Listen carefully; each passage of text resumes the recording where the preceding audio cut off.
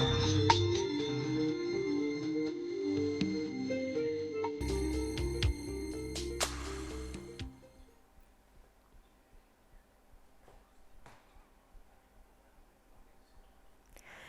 दर्शकों, आप देख रहे हैं दूरदर्शन हिमाचल और मैं दामिनी भारद्वाज आपका बहुत बहुत स्वागत करती हूं हमारे आज के कार्यक्रम मंजिल में।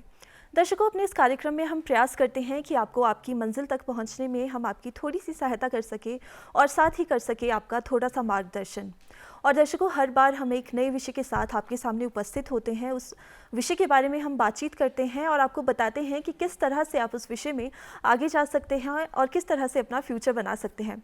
तो आइए, आज भी हम एक नए विषय के साथ आपके सामने उपस्थित हुए हैं और आज जिस विषय के बारे में हम बात करेंगे उस विषय का नाम है राजनीति शास्त्र अध्ययन और भविष्य। तो आइए अपने कार्यक्रम को शुरू करते हैं और आज इसके बारे में हमें जानकारी प्रदान होगी मिसेस सुमित्रा नेगी जी से, जो कि है assistant professor in government degree college Kafota. तो आइए अपने कार्यक्रम को शुरू करते हैं और सबसे पहले मैम, हम आपका बहुत बहुत स्वागत करते हैं हमारे आज के कार्यक्रम में। बहुत बहुत धन्यवाद मैम, जैसे कि आज हम बात करेंगे पॉलिटिकल साइंस के बारे में। जैसे कि हम सभी जानते हैं, आम तौर पर अगर हम पॉलिटिकल साइंस की बात करें तो थोड़ी बहुत जानकारी जो है हम सभी रखते हैं, लेकिन हम आपसे जानना चाहेंगे आज कि आप पॉलिटिकल साइंस को किस तरह से परिभाषित करती हैं और किस तरह से बताती हैं हमारे दर्शकों को। जी, सामान्य तौर पर हम पॉलिटिकल साइंस को राज्य के अध्ययन और सरकार के अध्ययन के रूप में देखते हैं। जी, सरकार कितने प्रकार की होती है, किस प्रकार से वो अपनी भूमिकाएं अदा करती है और कैसे उनके द्वारा अपने कार्य किए जाते हैं, सामान्य तौर पर ये समझा जाता है कि ये सभी इनके कार्य है। लेकिन आधुनिक समय में राजनीतिक जो विज्ञान है, राजनीतिक शास्त्र है, वो बहुत वास्ट हो चुका है। अब हम इसके अंतर्गत राजनीतिक संस्थाओं के द्वारा जो भूमिकाएं अदा की जाती है और राजनीतिक संस्थाओं को उनको प्रेरित कौन कौन से ऐसे समूह है या कौन कौन सी ऐसी मुख्य बातें हैं जो उनको काम करने के लिए विवश या मजबूर करते हैं या प्रेरित करते हैं, उन सभी चीज़ों का अध्ययन हम आज के वर्तमान राजनीतिक विज्ञान के अंतर्गत करते हैं। जी बिल्कुल मैम, जैसे कि अभी आपने बताया कि किस तरह से आप परिभाषित करती हैं उसको, तो हम जानते हैं कि जैसे हम आजकल देख रहे हैं कि राजनीति का या पॉलिटिक्स का दौर जो है उफानों पर है और जो बच्चे हैं, इंडिविजुअल्स हैं, बड़े हैं, बुजुर्ग हैं, सभी पॉलिटिक्स में एक खासा इंटरेस्ट रखते हैं। तो क्या होता है इस दौरान कि जो बच्चे हैं वो ज़्यादा इसमें एक्साइटेड हो जाते हैं, इंटरेस्ट लेने लगते हैं और वो चाहते हैं कि वो पॉलिटिक्स में आगे जाएं और उसमें अपना करियर बनाएं। तो उसके लिए उनके लिए जो एक सबसे अच्छा सब्जेक्ट है वो है पॉलिटिकल साइंस। निश्चित तौर पर पॉलिटिकल साइंस बहुत ही अच्छा विषय है। इसके जो पिता हुए हैं अरस्तु जी, उन्होंने भी इसको परम विज्ञान की संज्ञा दी है, क्योंकि बाकी जो विषय होते हैं वो सिर्फ समस्या का मतलब हमारे सामने रखते कि इस विषय के अंतर्गत क्या क्या समस्याएं हैं। ये एक ऐसा विषय है जो हमारी समस्याओं का निदान भी करता है, चाहे हमारी इकोनॉमिक क्षेत्र में कोई समस्या हो या अन्य फील्ड में हो। सिर्फ राजनीतिक जो विज्ञान है, इसमें जो विभिन्न राजनेताओं के द्वारा या हमारी जो सरकार होती है उनके द्वारा जो कार्य किए जाते हैं, वो सभी हमारी जो समस्याएं होती है उनका निदान करते हैं। इसलिए ये जो आजकल लोकतंत्र का पर्व चला है, जिसके अंतर्गत आजकल चुनाव हमारे देश में चले हुए हैं, इससे निश्चित तौर पर जो हमारे विद्यार्थी है या अन्य भी जो सामान्य नागरिक होते हैं उनको भी देखकर लगता है कि इस विषय को पढ़ा जाए और इसमें आगे बढ़ना चाहिए। बिल्कुल मैम, तो वही अब मेरा प्रश्न आपसे रहेगा कि जैसे अभी हमने बात की कि बच्चे किस तरह से इंटरेस्ट लेते हैं और जब माहौल ऐसा हमारे आसपास हो तो बच्चों को और ज़्यादा एक्साइटमेंट और इंटरेस्ट इसमें बढ़ता है। तो अगर हम बात करें, अगर बच्चे इसमें अब स्टडीज़ करना चाहते हैं, फ्यूचर देखते हैं इसमें, तो सबसे पहले बेसिक आता है हमारा कॉलेज, जो हम शुरुआत करते हैं अपने कॉलेज से। तो कॉलेज से पहले मैं आपसे जानना चाहूँगी कि क्या ऐसी बेसिक एजुकेशन होती है जो बच्चों को चाहिए पॉलिटिकल साइंस में आगे जाने के लिए, और क्या ऐसी चीज़ें हैं जो उन्हें कॉलेज से पहले ज़रूरी है पॉलिटिकल साइंस में जाने के लिए? जी, हम सभी देखते हैं कि 10th तक जो हमारे विषय रहते हैं वो सभी के लिए सामान्य होते हैं, चाहे हम शिक्षा ग्रहण HP बोर्ड के अंतर्गत कर रहे हैं या CBSE के अंतर्गत कर रहे हैं।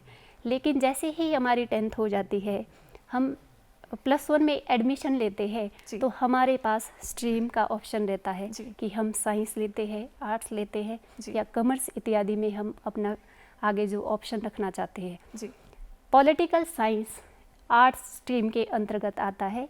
इसमें हम आर्ट्स के अंतर्गत स्टडीज़ कर सकते हैं स्कूल लेवल पर। जी बिल्कुल मैम। अगर जैसे अभी आपने बताया कि आर्ट्स लेवल पर जो है हम स्टडी कर सकते हैं और इसके साथ हम कंटिन्यू भी कर सकते हैं आगे कॉलेज में, तो मेरा प्रश्न आपसे ये है कि मान लीजिए अगर किसी बच्चे ने आर्ट्स में नहीं की है अपनी 11th और 12th, और लेकिन उन्होंने साइंस में की है, किसी और फील्ड में की है, तो लेकिन बाद में वो चाहते हैं कि हम पॉलिटिकल साइंस में जाए आगे, क्योंकि उनकी रुचि जो है वो चेंज हो गई है, मेडिकल से वो या किसी और फील्ड से कहीं और जाना चाहते हैं, तो क्या कोई ऐसे भी प्रावधान है कि कोई और फील्ड का जो बच्चे हैं वो भी आगे पॉलिटिकल साइंस पढ़ सकते हैं? आप ग्रेजुएशन लेवल की बात करें, निश्चित तौर पर मैम जो जिसने आर्ट्स रखा है वो अपनी स्टडीज पॉलिटिकल साइंस में निरंतर कर सकता है। लेकिन अगर किसी बच्चे ने +2 लेवल पर साइंस रखा है और आगे उसकी रुचि ऐसे विषय में बन रही है, तो निश्चित तौर पर अपने कॉलेज स्टडीज़ के अंतर्गत इसमें राजनीतिक विषय के ऊपर अपना अध्ययन कर सकता है। जी बिल्कुल मैम। जैसे कि अभी हमने जाना कि बेसिक हम किस तरह से स्टडी कर सकते हैं पॉलिटिकल साइंस में आगे जाने के लिए, लेकिन साथ ही अब जैसे हम कॉलेज में पढ़ने की बात करते हैं, तो कॉलेज में पढ़ने की बात से पहले एक छोटा सा स्टेप आता है, या बड़ा सा स्टेप भी हम इसे कह सकते हैं, कि हमें वहाँ जाना है और वो स्टेप अंदर लेना है और अंदर पहुँचना है। तो उसके लिए हमें एडमिशन लेनी पड़ती है, एक एडमिशन का प्रोसीजर होता है और साथ ही एंट्रेंस एग्ज़ाम भी होते हैं। तो उसके बारे में मैं चाहूँगी कि आप हमें थोड़ी सी नॉलेज दें। मैम इसमें जो यूनिवर्सिटी है उनका एक अपना अलग अलग लेवल होता है, अलग अलग मानक होते हैं। कई कॉलेजेस जो होते हैं वो सीधे जो आपकी +2 की परसेंटेज होती है उसी के आधार पर आपको एडमिशन देते हैं कि अगर आप पॉलिटिकल साइंस में लेना चाहते हैं कि भाई +2 में आपकी परसेंटेज क्या थी, उसके आधार पर आपको सब्जेक्ट अलॉट हो जाता है अगर आप मेजर के तौर पर उसको रखना चाहते हैं। कई ऐसे कॉलेजेस भी है, यूनिवर्सिटी भी है जहाँ पर आपको एंट्रेंस एग्ज़ाम देने होते हैं, उसमें फिर आपकी कितनी परसेंटेज बनी है उसी के आधार पर आप ये सब्जेक्ट चूज़ कर सकते हैं। जी बिल्कुल मैम।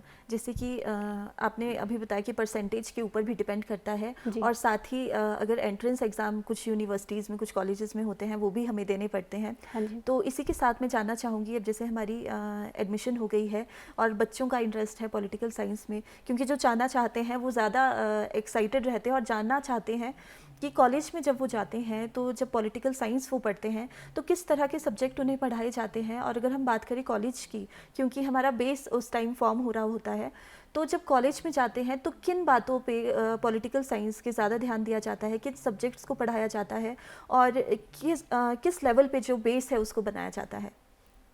इसमें मैम ग्रेजुएशन लेवल पर जो हमारे राजनीतिक शास्त्र को पढ़ने वाले विद्यार्थी है उनको सामान्य रूप से परिचित करवाया जाता है, क्योंकि इसमें कुछ बच्चे ऐसे होते हैं जिन्होंने अपनी स्ट्रीम चेंज की होती है।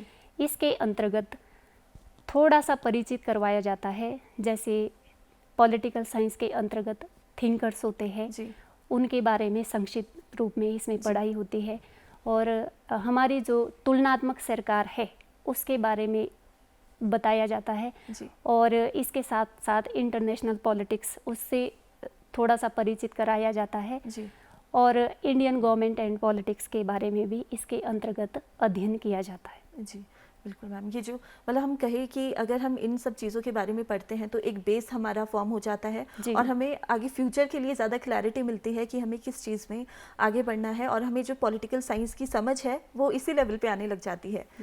तो मैम अगर हम आगे बात करें कि जैसे अभी जो बच्चा है उसने अपना कॉलेज कंप्लीट कर लिया है और हायर एजुकेशन की हम बात करते हैं, क्योंकि हमें पता है कि जो बच्चे हैं वो इंटरेस्ट लेते हैं और रुकने क्या आजकल बच्चे नाम नहीं लेते हैं, स्टडीज़ के बाद और आगे हायर स्टडीज़ वो करना चाहते हैं। तो अगर हम कॉलेज के बाद हायर स्टडीज़ की बात करें तो किस तरह की हायर स्टडीज़ हम पॉलिटिकल साइंस में ले सकते हैं और किस तरह से आगे बढ़ सकते हैं सब्जेक्ट में? अपने ग्रेजुएशन को कंप्लीट करने के बाद हम इसमें एमए कर सकते हैं।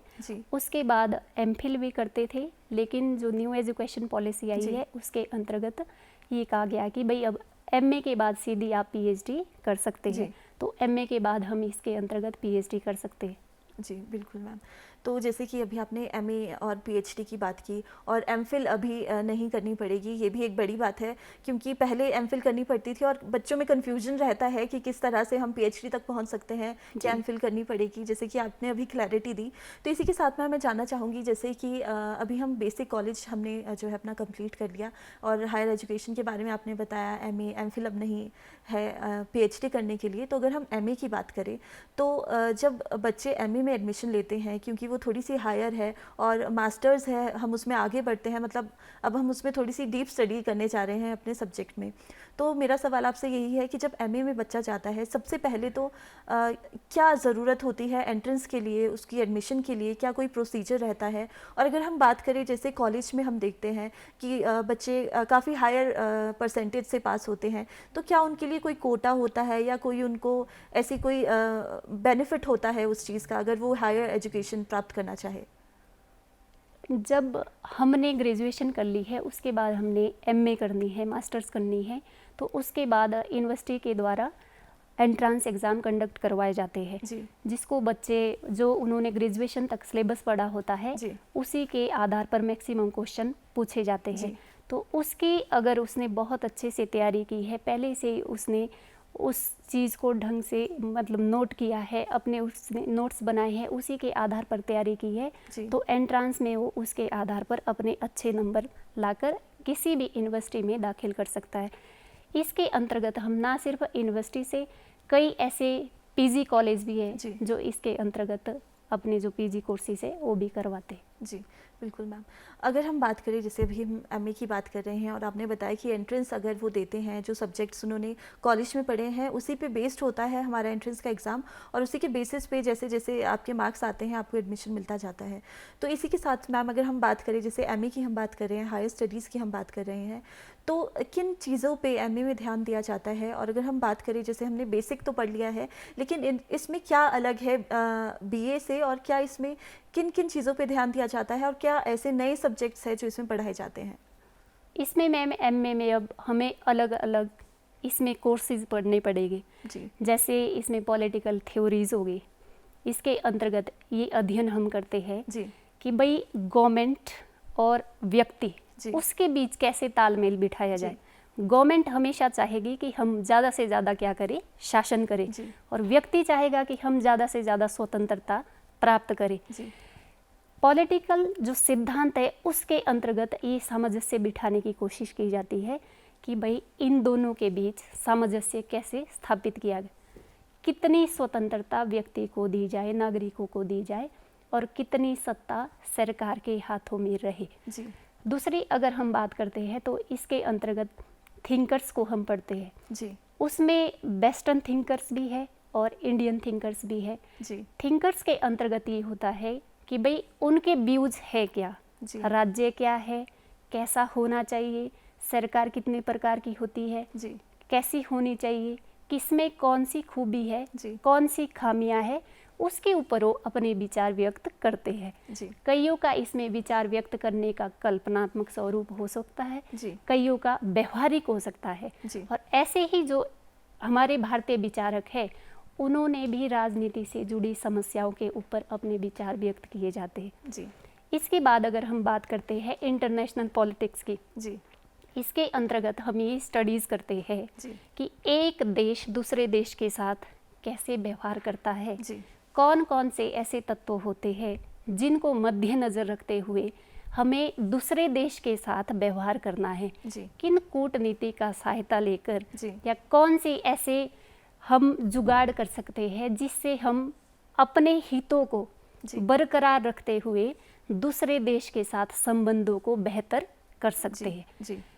इन सभी चीज़ों का और इसके साथ साथ इंडियन गवर्नमेंट एंड पॉलिटिक्स जो है उसका भी अध्ययन किया जाता है। साथ में जो रीजनल पॉलिटिक्स होती है उन सभी चीज़ों का भी इसके अंतर्गत हम अध्ययन करते हैं, और इन सभी विषयों का अब हम डेप्थ में जाकर अध्ययन करते हैं। जी बिल्कुल मैम।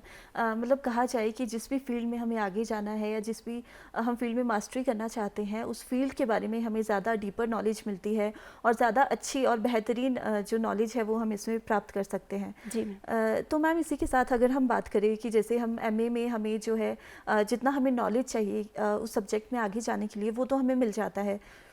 तो इसके बाद जैसे आपने पीएचडी की बात की थी, तो जब पीएचडी करने हम जाते हैं तो वो कितने टाइम की होती है, और अगर हम बात करें कि उसमें किस तरह से जो बच्चे हैं वो अपनी स्टडी कर सकते हैं, और अगर हम फ़ायदे की बात करें पीएचडी करके तो उनको क्या फ़ायदे मिलते हैं पीएचडी करने के बाद? सबसे पहले मैम, जैसे अगर हम पीएचडी करते हैं उसमें हमें एक शोध विषय लेना पड़ेगा। जी। मतलब कि पॉलिटिकल साइंस से संबंधित क्या समस्याएं आप ले रहे हैं, जी। कैसे आप उसका निदान करना चाहते हैं, जी। इन सभी बातों के ऊपर एक विद्यार्थी के द्वारा शोध किया जाता है। इसमें टाइम पीरियड मैक्सिमम 5 साल का रहता है, लेकिन अगर कोई विद्यार्थी अपना रिसर्च पहले भी कंप्लीट करता है तो वो कर सकता है।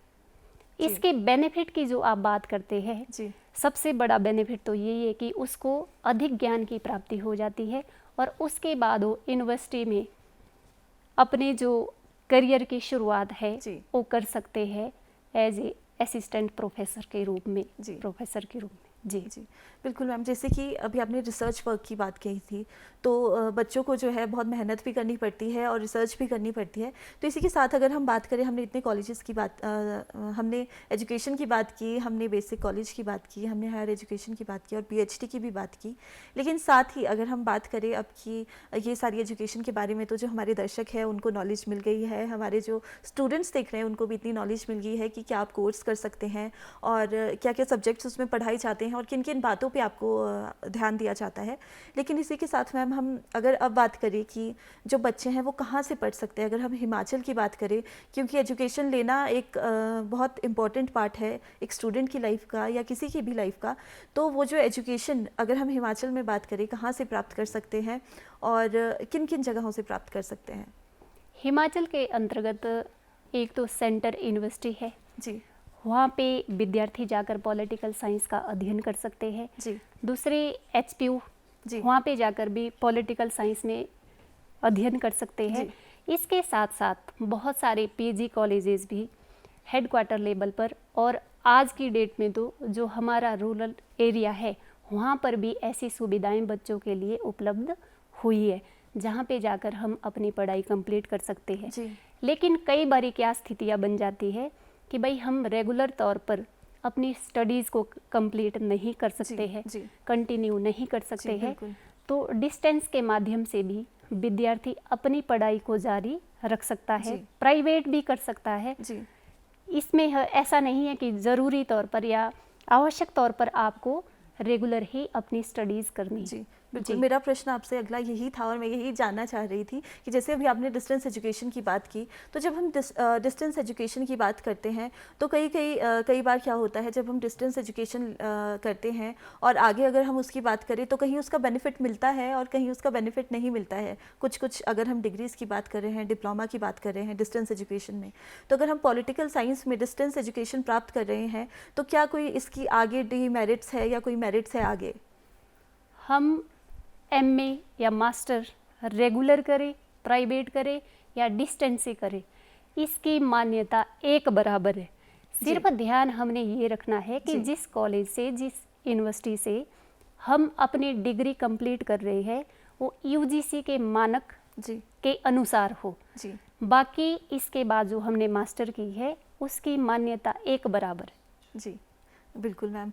जो ये सवाल है हमारे जो स्टूडेंट्स हैं उनके दिमाग में बहुत चलता रहता है, क्योंकि जब भी डिस्टेंस एजुकेशन की हम बात करते हैं तो क्योंकि बच्चे सोचते हैं कि करनी चाहिए या नहीं करनी चाहिए, लेकिन जिस तरह से अभी क्लियर हुआ है, अगर आप डिस्टेंस एजुकेशन भी ले रहे हैं तो उसका कोई फ़र्क नहीं पड़ता है आपकी स्टडीज़ पे, आपके फ्यूचर पे। आप डिस्टेंस एजुकेशन के थ्रू जो पॉलिटिकल साइंस है उसको स्टडी कर सकते हैं।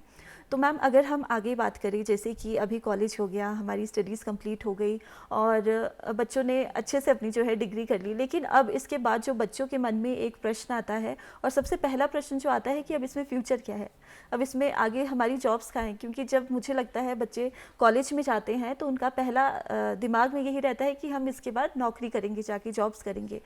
तो मेरा प्रश्न आपसे यही है कि कॉलेज करने के बाद, अपनी डिग्री कंप्लीट करने के बाद इसमें आगे क्या फ्यूचर है, क्या स्कोप है? पॉलिटिकल साइंस एक ऐसा विषय है जो हर कॉलेज में पढ़ाया जाता है जी। जो इसकी शिक्षा ग्रहण करना चाहते हैं या इसके अंतर्गत पढ़ाना चाहते हैं जी। दोनों के लिए इसमें भरपूर अवसर उपलब्ध है जी। पॉलिटिकल साइंस हर यूनिवर्सिटी के अंतर्गत पढ़ाया जाता है जी। जहाँ पर असिस्टेंट प्रोफेसर होगी जो बच्चों को इस विषय का अध्ययन करवाएगी। जी। फिर उसके बाद अगर हम स्कूल लेवल पर आते हैं, ऐसा शायद ही कोई स्कूल होगा जहाँ पर पॉलिटिकल साइंस एज ए विषय नहीं पढ़ाया जाता होगा, तो वहाँ पर भी हम एज ए स्कूल लेक्चरर अपनी नौकरी या जो भी हम आगे बढ़ना चाहते हैं कर सकते हैं। जी।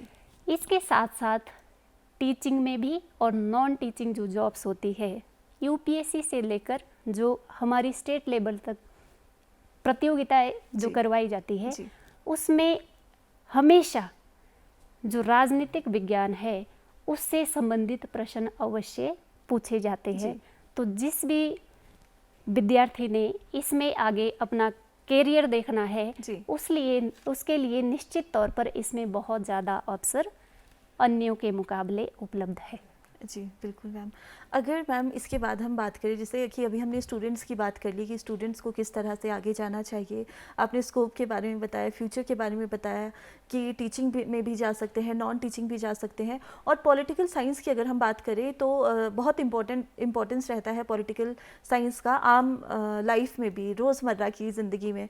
तो अगर हम बात करें, मेरा प्रश्न आपसे यही है अब कि अगर हम बात करें एक स्टूडेंट की स्टडी करने की और एक आम आदमी की, आम नागरिक की स्टडी करने की पॉलिटिकल साइंस, तो आपका क्या कहना है कि कितनी नॉलेज एक स्टूडेंट को होनी चाहिए और कितनी नॉलेज एक आम आदमी को, एक आम नागरिक को भी होनी चाहिए पॉलिटिकल साइंस की?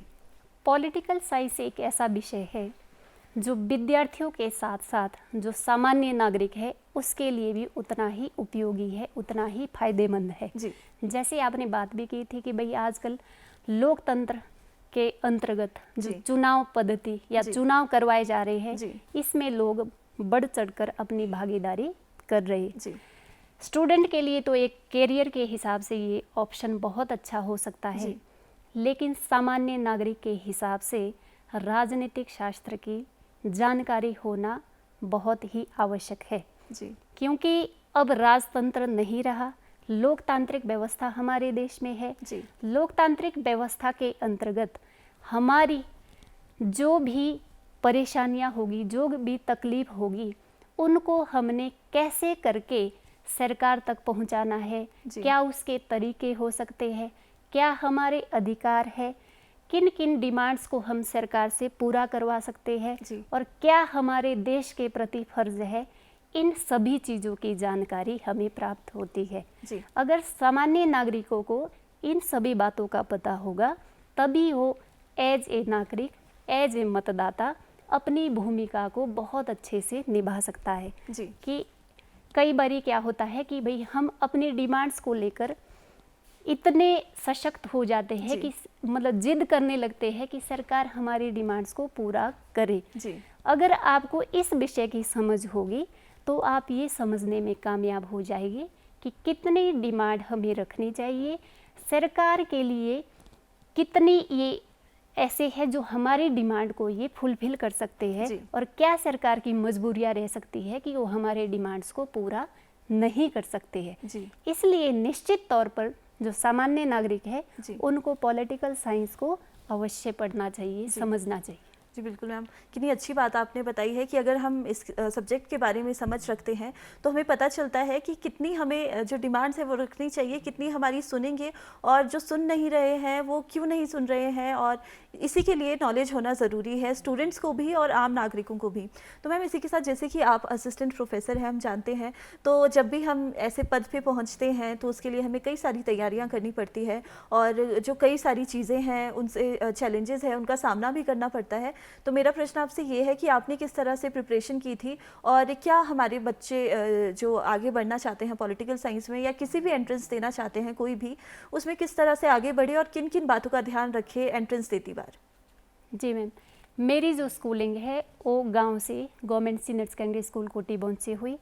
उसके बाद में शिमला आकर मैंने अपनी जो ग्रेजुएशन है वो राजकीय कन्या महाविद्यालय से पूरा किया। उसके बाद मैंने जेबीटी किया और ग्रेजुएशन के बाद ही मेरी job as a JBT teacher लग गई थी, जिसके बाद मैंने एमए प्राइवेट किया और उसके बाद बीएड किया। फिर मैंने as a TGT commission qualify किया और मैं टीजीटी के पद पर कार्यरत थी।